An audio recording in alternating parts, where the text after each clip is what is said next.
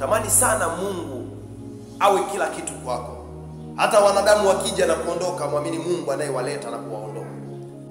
Wanaweza wakaja marafiki ambao wewe unawapenda sana, wakiondoka kwenye maisha yako, mshukuru Mungu kwa sababu Mungu aliwaleta na kwa wakati amewatoa. Huyo aliyewaleta atawaleta wengine watakao kutoa hapo kukupeleka sehemu nyingine. Tupo kwa ajili ya wengine na wengine wapo kwa ajili yetu.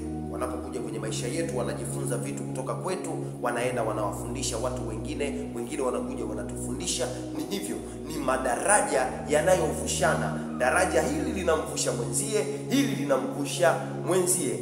Tunavushana. Daraja kwa alikimbii kuvusha lori.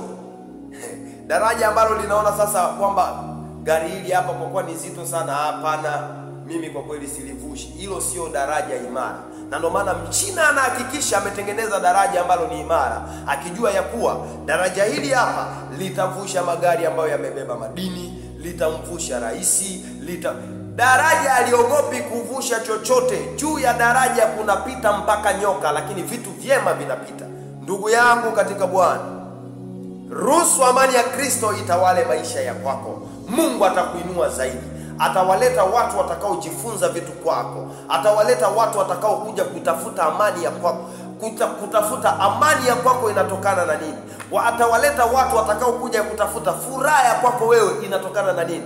Wanakuangalia jinsi ulivyo, wanasema huyu kijana hana chochote, hana maisha ya aina yoyote, hana nini, lakini ukimuona ni mwenye tabasamu, ni mwenye furaha, ni mwenye amani,